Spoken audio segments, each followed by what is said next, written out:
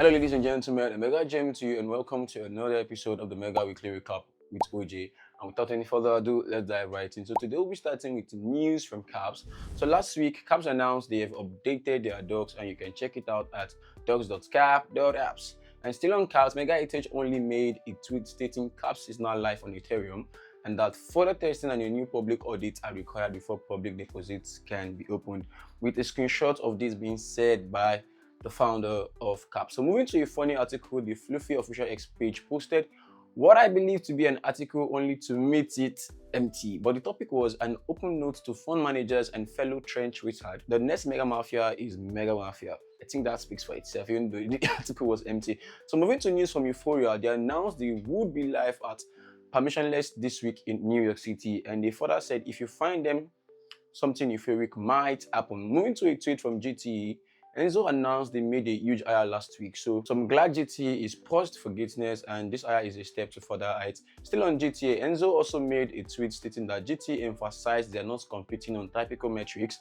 like speed or liquidity against Binance, Hyperliquid or Robinhood. Instead, GTE focuses on creating an entirely new market sentiment without direct competitors.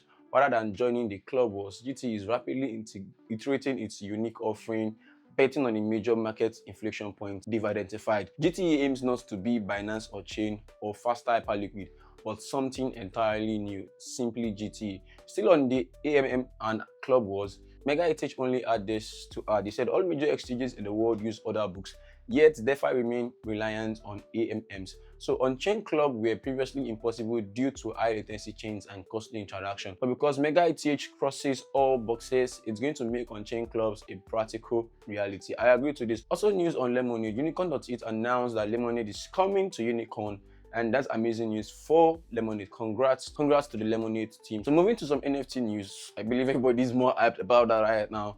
Bad Buns is currently sitting at 0.4 ETH after a very quick and smooth recovery from 0.3 ETH last week. They even touched about 0.5 ETH last week as well. So last week, Megalio officially bagged the tag of the most hyped collection on City, with their mints coming on the 28th of June. So if you don't have a spot right now, try to up on any mega folk running a giveaway, but it turns out you can only get a first come first serve spot because only Testnet minters can mint the GTD. For now, we are all hyped for the 28th of June. So yesterday as well, Digit Rabbits minted out their Testnet collection. So we await their mint collection, which is going to be live on the mainnet Testnet day.